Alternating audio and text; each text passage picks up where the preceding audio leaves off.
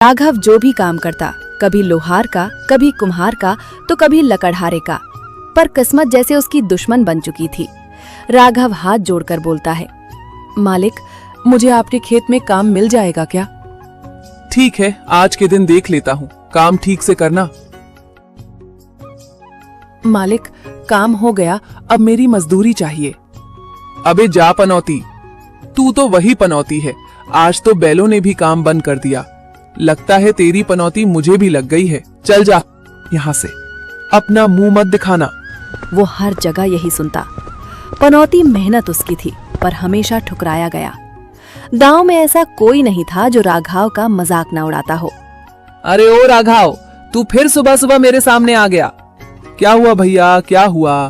तू सामने आ गया, बस दिन खराब। अरे भाई, तू पनौती जो ठहरा, लोगों के लिए वो हंसी का मजाक था, पर उसके दिल के अंदर हर ताना एक नया घाव बन जाता था। बेटा राघव, तू रोज किसी न किसी के यहाँ काम ढूंढने जाता है और हर बार खाली लौट आता है। क्यों ना तू अपना ही कुछ काम कर ले? दूसरों के भरोसे कब तक रहेगा? पर माँ, काम कौन सा करूं? मेरे पास ना जमीन है, ना कोई बड़ा हुनर। तेरे पिताजी के समय से कुछ पैसे बचाए हैं मैंने। सोच रही थी अगर एक अच्छी नस्ल की गाय ले आए तो दूध बेचकर गुजर बसर हो जाएगी। माँ की बात राघव के दिल में उतर गई। उसी दिन वो उन बचाए हुए पैसों से एक अच्छी सी गाय लेने निकल पड़ा।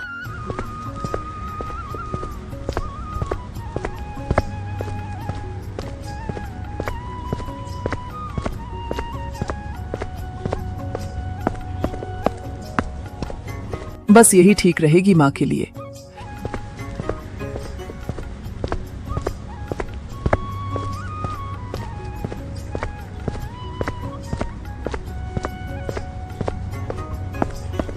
रास्ते में चोरों ने राघव को देखा। गाय बढ़िया थी और राघव अकेला। बस वहीं उनके मन में चालाकी का ख्याल आया। अरे भाई, ये गधा कहाँ लिए जा रहे हो? गधा? ये गधा नहीं है, गाय है। सांप दिख नहीं रहा है क्या तुम्हें? मुझे तो गधा ही लग रहा है भाई, शायद तू मूर्ख बन गया। अरे ओ भाई, इतनी गर्मी में ये गधा कहाँ लिए जा रहे हो? गधा नहीं, ये मेरी गाय है। गाय? तू पक्का पागल हो गया है, ये तो गधा ही है। ए भाई रुको जरा, तुम लोग मेरे से खेल खेल रहे हो, मुझे सब पता है। मैंने भी वो कहानी सुनी है, बकरे को कुत्ता बोल के ठग लेते हो। तुम्हारा तीसरा साथी भी तो होगा ना, वो भी तो आएगा। मत करो विश्वास, मेरा तो फर्ज था बताना। अब तो मैं चला। अरे राघव, तू गधा क्यों ले जा रहा है? गधा सबको यही दिख रहा है क्या? मुझे तो गाय लग रही है। मैं तुम्हारी ही राह देख रहा था कि तुम भी मुझे मूर्ख बना लेते। मत करो विश्वास, मेरा तो फर्ज था बताना। अरे जाओ, मुझे पागल बनाने चले थे, मुझे सब पता है। अब राघव आगे बढ़ने लगा।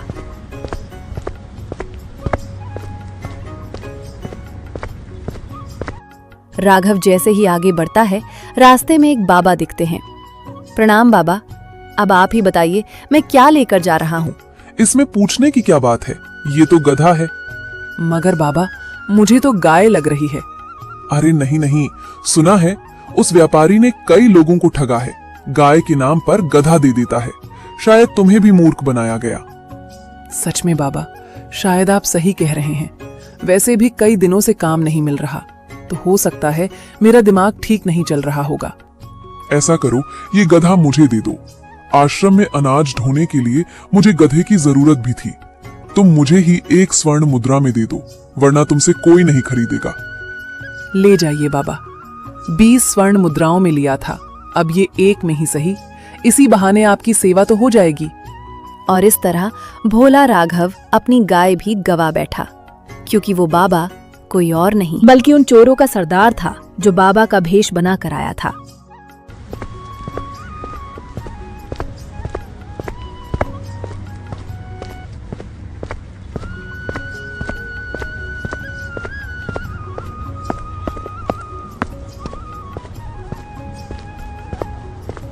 माँ, आज जो कुछ भी हुआ मुझे समझ नहीं आ रहा था। लोग कह रहे थे कि मैं गधा ले रखा हूँ। सो मैंने एक स्वर्ण मुद्रा में बेच दिया। अरे ओ मूर्ख, वो चारों चोर थे। लोगों को ऐसे ही बेवकूफ बनाते हैं वो। माँ की बात सुनकर राघव की आंखों में आंसू आ गए। माँ, मैंने उसे गधा समझ लिया। 3 लोगों के बाद एक बाबा भी आए थे, उन्होंने भी मुझे ऐसे कहा। अब तो मैं समझ नहीं पा रहा माँ, मैं इतना मूर्ख कैसे बन गया। हे भगवान, तू इतना समझदार होकर भी इतना मूर्ख कैसे बन गया बेटा? क्यों सबकी बात पर यकीन कर लेता है तू? जरा अपनी आंखों से तो देख लेता। उस रात माँ ने कुछ देर तक कुछ नहीं कहा। अब राघव की समझ जाग उठी। राघव, कब तक ऐसे ही बैठे रहोगे? तुम्हारे भरोसे बैठी हूँ, और अब घर वाले मेरी शादी कहीं और करने वाले हैं। क्या शादी? लेकिन उन्होंने अचानक क्यों? अचानक नहीं, मैं कई बार कह चुकी हूँ, कुछ कर दिखाओ, कुछ बनो। लेकिन तुम हमेशा कल कहते रहे। अब देर हो गई है।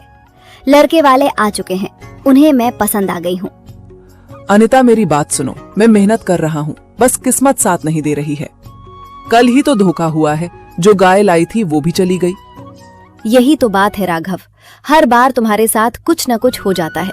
कभी काम छूट जाता है, कभी कोई ठग ले जाता है। मुझे पता है, लेकिन मेरी किस्मत एक दिन जरूर बदलेगी। अनिता, अब मैं किसी की बातों में नहीं आऊंगा, बस एक और मौका दे दो। मौका कब तक दूं राघव? मेरे पिता गांव के जमींदार हैं। उनका कहना है कि मैं किसी ऐसे लड़के से शादी नहीं कर सकती जिसके पास ना इज्जत हो ना काम। अगर मैं नहीं मानी तो वो मेरी शादी जबरदस्ती कर देंगे। अनिता, कृपया करके ऐसा मत कहो। मैं तुम्हें खो नहीं सकता, मैं कुछ भी करूंगा, बस मुझे थोड़ा और वक्त दे दो। राघव, मैं तुमसे प्रेम करती हूँ, लेकिन अब मैं खुद को भी झूठ नहीं बोल सकती। अगर मैं शादी करूंगी तो तुमसे ही करूंगी। उसकी आंखों से आंसू गिरते हैं। राघव बेचैनी से उसकी ओर देखता है। मैं शादी करूंगी तो तुमसे ही नहीं तो जान दे दूंगी। राघव देव की आंखें भर आती हैं। अनिता, ऐसा मत कहो, तुम मुझ पर भरोसा रखो। बस इस बार मैं सब ठीक कर दूंगा, चाहे जो भी हो जाए। अनिता कुछ नहीं कहती।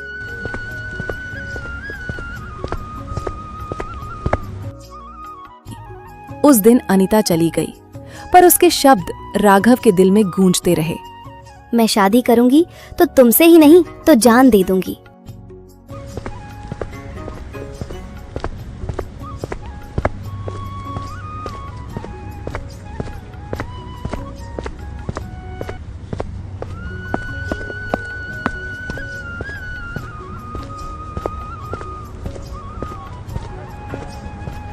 ठाकुर साहब, मैं अनिता से शादी करना चाहता हूँ। तू हरिया का बेटा जो फूटी किस्मत लेकर घूमता था, मैं मेरी बेटी की शादी किसी से भी कर दूंगा।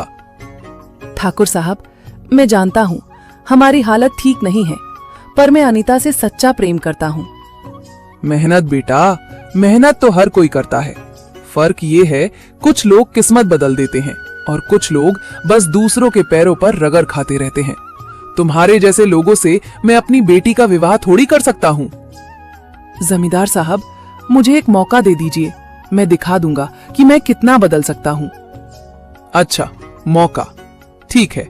सुनो, मैं इज्जत का सौदा नहीं करूंगा, पर मैं तुम्हें एक शर्त देता हूँ।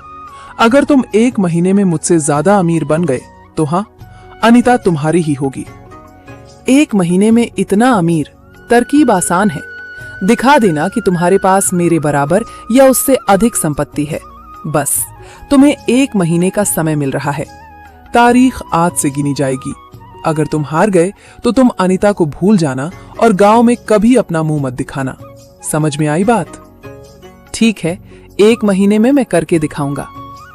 1 महीने ठाकुर की शर्त राघव के दिल में अब सिर्फ एक आवाज थी, स्नेहा। राघव ने तो जैसे कहा कि वो 1 महीने में अमीर बन जाएगा। ये तो नामुमकिन है, बिल्कुल नामुमकिन। ठाकुर, तुम जानते हो हमारे परिवार और इज्जत क्या है। उसे मरवा क्यों नहीं देते? पर जान से मरवाना एक बहुत बड़ा कदम है। स्नेहा, तुम्हारी सोच साफ है, पर तुम्हारा तरीका मुझे मन नहीं भा रहा। तुम चिंता क्यों करती हो? बस 1 महीने की तो बात है। अगर वो हार गया तो फिर अनिता की शादी अपनी मर्जी से करवाएंगे, बाकी का आगे मैं संभाल लूंगा। ठाकुर ने अंदर ही अंदर मन बना लिया। वो जानता था कि लोग क्या सोचते हैं एंड वो अपनी बेटी के लिए कुछ भी कर गुजरना चाहता था। रात भर जागने के बाद राघव ने एक फैसला लिया था। ठाकुर की शर्त ने उसे भीतर तक हिला दिया था, पर अब वो डरना नहीं चाहता था। माँ, ठाकुर ने जो कहा वो मुझे चैन नहीं लेने दे रहा। उन्होंने कहा अगर मैं 1 महीने में अमीर नहीं बना तो अनीता किसी और की हो जाएगी। अब मैं सोच रहा हूँ कि दूसरे राज्य चला जाऊं, कोई बड़ा काम ढूंढूं, पैसे कमाऊं। बस 1 महीने मान न दे, फिर मैं अनीता से शादी कर लूंगा। दूसरे राज्य बेटा, पर वहाँ कौन है तेरा? न जगह की पहचान, न काम का भरोसा। यहाँ रहकर भी तो मेहनत कर सकता है तू। अपने गांव में ही कोई अच्छा सा काम ढूंढ, कोई छोटा सा व्यापार शुरू कर ले। तू मेहनती है, धीरे धीरे सब ठीक हो जाएगा। माँ की बात में सच्चाई थी, पर राघव का मन बेचैन था। अब वो कुछ बड़ा करना चाहता था। माँ, तुम नहीं समझती। मैं गांव छोड़कर जाऊंगा, मेहनत करूंगा, पैसा कमाऊंगा और अनीता से शादी करके दिखाऊंगा। बेटा, मैं तेरी जिद समझती हूँ, पर तू अकेला कैसे जाएगा? अगर तू जाने की ठान चुका है तो मैं भी तेरे साथ चलूंगी। माँ, तुम साथ चलोगी ना, ठिकाना ना घर, तुम कैसे रह पाओगी? बेटा, मैं भी तुझे कैसे अकेला छोड़ दूं? मैं तेरे साथ रहूंगी। तू चलेगा तो मैं भी चलूंगी। उस पल माँ की आंखों में डर नहीं, हिम्मत थी। उस दिन पहली बार राघव को लगा किस्मत से बड़ी चीज है माँ का साथ। अगली सुबह राघव और उसकी माँ अपने गांव को छोड़कर निकल पड़े।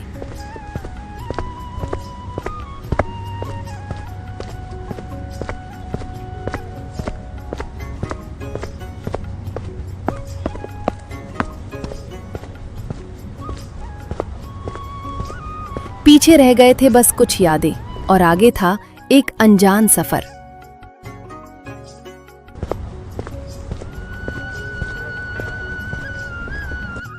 बेटा, ये लगता है हमें दूसरा रास्ता लेना चाहिए था। अब तो शाम हो गई है, जंगल के रास्ते से जाना ठीक नहीं था।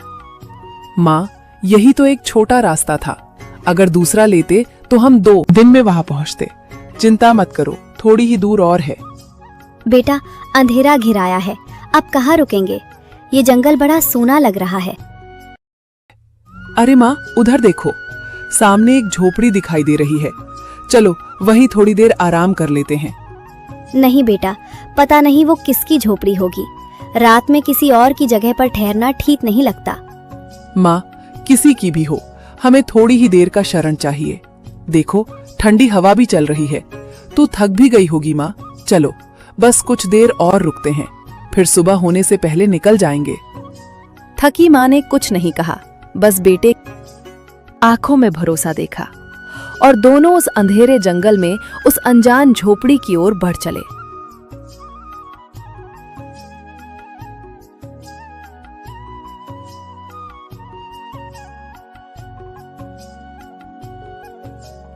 बिना ये जाने कि वहां कौन उनका इंतजार कर रहा है। अंधेरे जंगल के बीच खड़ी वो छोटी सी झोपड़ी, बाहर से टूटी फूटी पर भीतर से कुछ अजीब सी रोशनी झलक रही थी। थके कदम अब बस रुकना चाहते थे, लेकिन उस जगह की खामोशी में कुछ अनकहा था। बेटा, ये कैसी जगह है? देख, वो आग के पास कुछ हड्डियां पड़ी हैं। मुझे अच्छा नहीं लग रहा। चलो यहाँ से निकल चलते हैं। माँ, शायद किसी ने पहले डेरा लगाया होगा। कई बार जंगल में शिकारी भी आग जलाकर चले जाते हैं। डरने की बात नहीं है माँ, बस आज रात की ही तो बात है। नहीं बेटा, ये जगह मुझे अजीब लग रही है। कहीं ये किसी तांत्रिक या किसी जंगली जानवर की जगह ना हो। माँ, तुम थक गई हो, चलो यहाँ लेट जाओ। सुबह होते ही निकल लेंगे। अगर कुछ भी हुआ तो मैं हूं ना। बाहर हवा चल रही थी, अंदर आग की लौ धीरे धीरे मंद हो रही थी। थके माँ बेटे ने एक दूसरे के पास सिमटकर आंखें मूंद ली। अचानक सोनी रात में एक ठंडी हंसी गूंज उठी, जो सीधे झोपड़ी के अंदर तक आ गई। कितने दिनों के बाद आज मुझे इंसानी मांस मिलेगा। हमने क्या कसूर किया है? हमें मत खाओ। कैसे नहीं खाऊं? मेरा पेट बिल्कुल खाली है। भोजन तो चाहिए ही मुझे। तुम दोनों को मैं छोड़ दूंगा अगर तुम मेरे लिए कोई जानवर का मांस ला कर दोगे। बस एक बार मांस ला दो, मैं तुम दोनों को जाने दूंगा। हम किसी जानवर को मार कर नहीं लाएंगे। हम शांति पूक वापस अपने घर जाना चाहते हैं। नहीं नहीं, मैं मूर्ख नहीं हूँ। मेरी शर्त यही है कि तुम्हारी माँ यहीं पर रहेगी और तुम जाओ जानवर का मांस लेकर आओ। नहीं, मैं माँ को भी अपने साथ लेकर जाऊंगा। या तो तुम दोनों मेरा भोजन बन जाओ, नहीं तो तुम जाओ और मांस लेकर आओ। झोपड़ी में ठहराव सा छा गया। दो दिल धड़क रहे थे और बाहर अंधेरा घना होता जा रहा था। डर ने राघव के कदमों को बांध लिया था, पर माँ की आंखों में जो खौफ देखा उसने उसे मजबूर कर दिया कि कुछ करे कुछ भी। राघव झट से बाहर निकलता है, दौड़ता हुआ जंगल की गहराई में चला जाता है। उसकी सांसें तेज चल रही थीं, आंखों में डर और बेचैनी थी।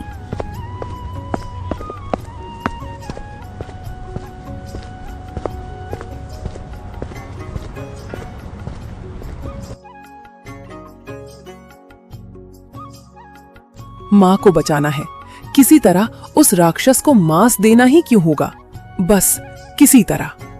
थोड़ी दूर जाने पर झाड़ियों के बीच एक मरी हुई बकरी दिखाई देती है। हे भगवान, ये तो मरी हुई है, शायद इसी से काम चल जाएगा।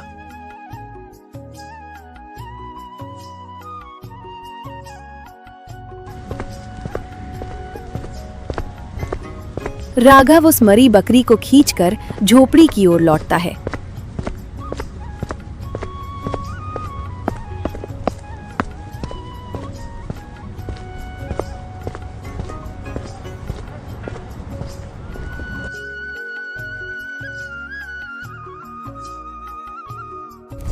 माँ, देखो मैं आ गया। वो झुक कर देखता है। जमीन पर टूटी चूड़ियां, राख और कुछ हड्डियां हैं। उसकी आंखें फैल जाती हैं। माँ, ये क्या हो गया? राक्षस का पेट भर गया। मुझे लगा कि तू कभी नहीं लौटेगा। मुझे इंतजार करना पसंद नहीं। मेरा पेट खाली था, और जब पेट बोलता है तो दया की आवाज नहीं सुनाई देती, ना ही कोई वादा याद आता है। हे भगवान, अगर मैं थोड़ी जल्दी और आ जाता तो आज मेरी माँ जिंदा होती। वो माँ की हड्डियां एक कपड़े में लपेटता है और कांपते कदमों से जंगल की ओर निकाल जाता है।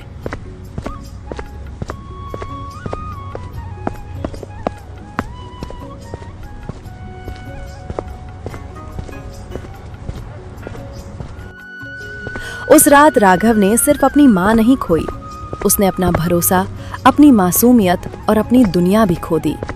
अब उसके साथ बस दो चीजें थीं, उसकी माँ की हड्डियां और उसका पछतावा।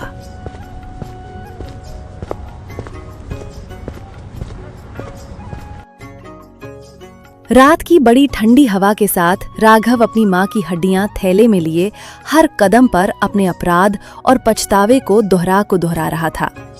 हे भगवान, मेरी माँ को लौटा दो, मुझे माफ कर दो। मैं क्या करूं, कहाँ जाऊं? अचानक झाड़ियों के बीच से एक हल्की नीली रोशनी झिलमिलाती है। एक नीला हिरण शांति से राघव के आगे आकर ठहरता है। सत्य, मैंने तुम्हारी पीड़ा सुनी। तुम कौन हो? क्या तुम मेरी माँ को जिंदा कर सकते हो? मैं इस जंगल का रक्षक हूँ। ये राक्षस जानवरों को खाकर खत्म कर देगा, जिससे प्राकृतिक का नियम बिगड़ जाएगा। इसे रोका जाना बहुत जरूरी है। यदि उसे मार देंगे तो मेरी माँ लौट आएंगी, तब तो मैं कुछ भी कर सकता हूँ। अगर तुम राक्षस को खत्म कर दोगे तो तुम्हारी माँ की जान फिर से लौट सकती। उसके बाद तुम्हारे सामने जो भी धन होगा वो सब तुम्हारा होगा। पर इसका रास्ता आसान नहीं है। बताओ, मुझे क्या करना होगा? मैं तैयार हूँ। तुम्हें महर्षि तपस्वी से मिलना होगा, पर वो साधारण लोगों से नहीं मिलते। उनसे मिलने के लिए तुम्हें उनके विचित्र प्रश्नों का सही जवाब देना होगा। विचित्र प्रश्न? तो मैं कैसे मिलूंगा उनसे? जब भी तुम्हें कोई रोके तो उनसे कहना कि नीले हिरण ने तुम्हें भेजा है। ठीक है, मैं महर्षि की गुफा ढूंढूंगा। मुझे बताओ, गुफा कहाँ है? इस गहरे जंगल के अंदर 3 चोटी के पीछे तुम्हें अपनी सूझबूझ से रास्ता तलाशना होगा। नीला हिरण ने अपना सिर हल्का किया और वह रंग बिरंगी किरणों के साथ गायब हो गया। राघव थैले को कसता है, माँ की हड्डियां अपने पास महसूस करता है और आगे बढ़ जाता है।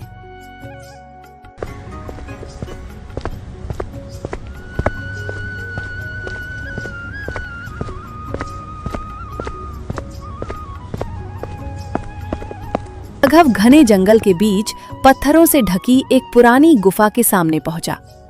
अंदर अंधेरा था, हवा ठंडी और भारी। हर कदम के साथ उसकी सांसें तेज हो रही थीं। अरे वाह, कई दिनों से इंसानी मांस नहीं खाया। आज मुझे लगता है मैं तुम्हारे मांस से तृप्त हो जाऊंगा।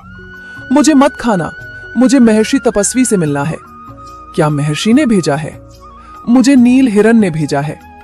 अच्छा, तो तुम महर्षि तपस्वी से मिलना चाहते हो? क्या तुम्हें नहीं पता, उनसे मिलना इतना आसान नहीं।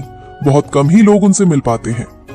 मुझे पता है, पर मुझे अपनी माँ को बचाना है, इसीलिए मैं उनसे मिलना चाहता हूँ। कोई भी मुश्किल हो मैं सह लूंगा। ठीक है, अगर तुम सचमुच यही चाहते हो तो मैं तुम्हें जाने दूंगा, पर पहले तुम्हें मेरे एक सवाल का सही जवाब देना होगा। अगर सही जवाब नहीं दिए तो मैं तुम्हें अभी खा जाऊंगा। ठीक है, पूछिए। तो बताओ, ऐसा कौन सा आदमी है जिसने अपने जीवन में ना कभी झूठ बोला है और ना कभी सच? सोच समझ कर जवाब देना। राघव कुछ पल सोचता है, फिर जोश से जवाब देता है। गूंगा आदमी, वो ना कभी झूठ बोलता है और ना कभी सच बोलता है।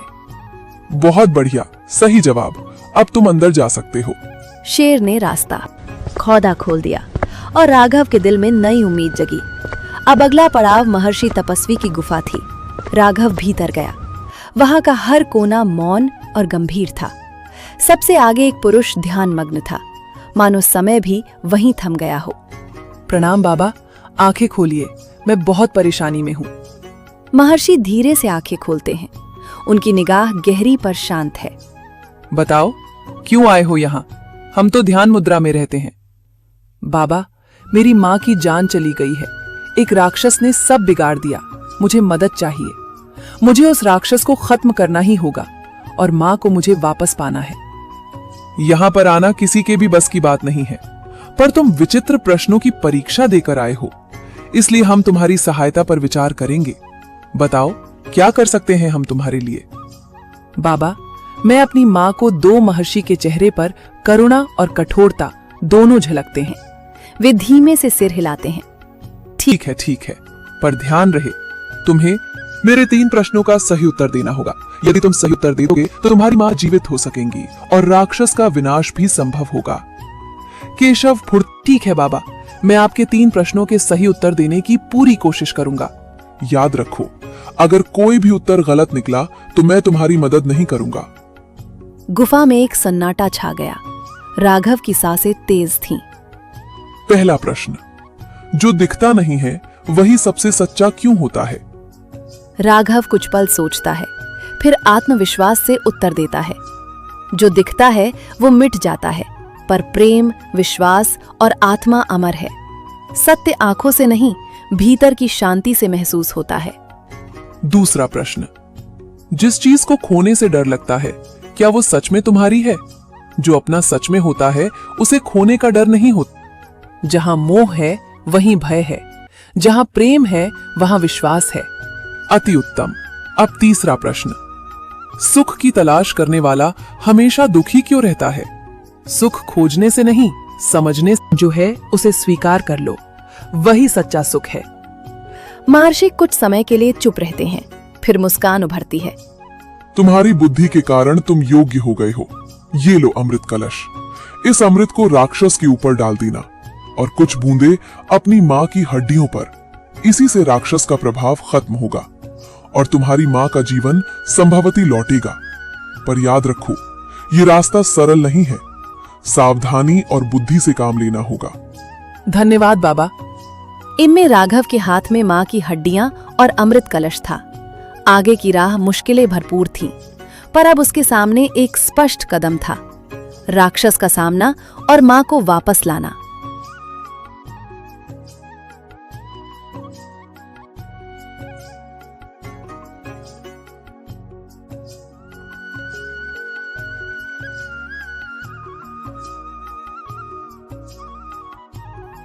अमृत कलश हाथ में लिए राघव उस जंगल में लौट आया, वही जंगल जिसने उससे सब कुछ छीन लिया था। अब वही उसकी अंतिम परीक्षा की जगह थी। अचानक हवा तेज चलने लगती है, जमीन कांपती है। एक गहरी दहाड़ के साथ राक्षस भय फिर सामने प्रकट होता है। फिर लौट आया तू। मैंने कहा था ना, मैं तुझे नहीं छोड़ूंगा। अब तेरा अंत होगा। हंसता है, झपटता है। गुफा की हवा आग सी गर्म हो जाती है। राघव पीछे हटता है, फिर अमृत कलश उठाता है। और फिर एक पल ऐसा आया जब राघव ने झटके से अमृत की बूंदें राक्षस पर फेंक दी। तेज प्रकाश फैलता है। राक्षस दर्द से चीखता है। शरीर आग की तरह जलने लगता है और धीरे धीरे राख में बदल जाता है। वो राक्षस जो सैकड़ों जिंदगियां निगल गया था, अब खुद मिट चुका था। राघव घुटनों के बल गिर जाता है। थैलाओं खोलकर मां की हड्डियां निकालता है। माँ देखो, अब कोई डर नहीं है, लौट आओ माँ। वो अमृत की कुछ बूंदें हड्डियों पर डालता है। एक हल्की रोशनी फैलती है। हवा रुक जाती है। धीरे धीरे मां का शरीर आकार लेने लगता है। माँ तू सच में लौट आई।